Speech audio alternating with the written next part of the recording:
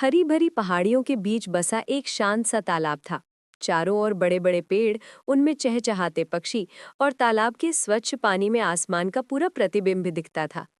इस खूबसूरत जगह पर दो अनोखे दोस्त रहते थे, एक मोर और एक कछुआ।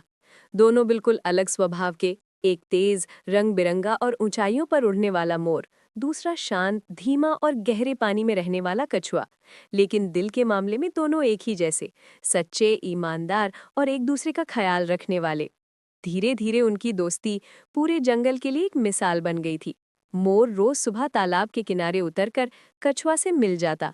कछुआ अपने छोटे छोटे पैर पानी से बाहर निकालकर उसे देख मुस्कुरा देता, और फिर दोनों घंटों बातें करते, कभी मौसम की, कभी जंगल की, कभी जीवन की।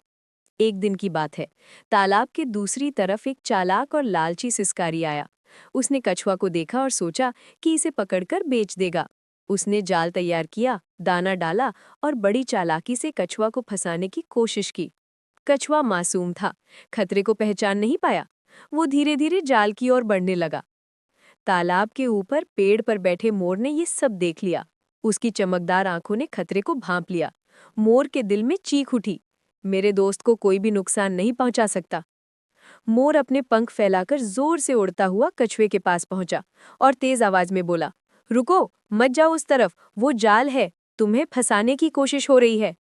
कछुआ घबरा गया। उसने तुरंत अपनी गर्दन भीतर खींच ली और जाल से दूर हट गया। सिस्कारी गुस्से से तड़प उठा। उसकी चाल नाकाम हो गई थी। मोर की तेज आवाज सुनकर कछुआ बच गया था। लेकिन मोर यहीं नहीं रुका। उसने अपनी तेज आवाज और खूबसूरत पंख फैलाकर डरावनी मुद्रा में फड़फड़ाना शुरू किया, जिससे सिस्कारी डरकर पीछे हट गया। जंगल के और भी पक्षी वहां आ गए और शोर इतना बढ़ा कि सिस्कारी को भागना पड़ा। कछुआ समझ गया कि आज उसकी जान मोर की वजह से बची है।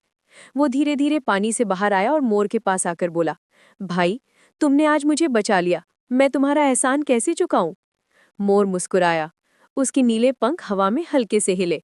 दोस्ती में एहसान नहीं गिना जाता मेरे दोस्त। तुम मेरी जरूरत थे और मैं तुम्हारी। यही सच्ची दोस्ती है। कछुआ भावुक हो गया। उसकी आंखें नम हो गईं। वो बोला, आज मुझे समझ आया कि सच्चा दोस्त वही होता है जो खतरे में साथ खड़ा रहे, बिना किसी स्वार्थ के। दोनों फिर तालाब के किनारे बैठ गए। सूरज धीरे धीरे ढल रहा था, पानी में सुनहरी लहरें चमक रही थी और हवा में दोस्ती की एक मीठी सी खुशबू फैल रही थी। उस दिन के बाद जंगल में सब कहते, मोर और कछुए की दोस्ती किसी और से नहीं, दिल से थी।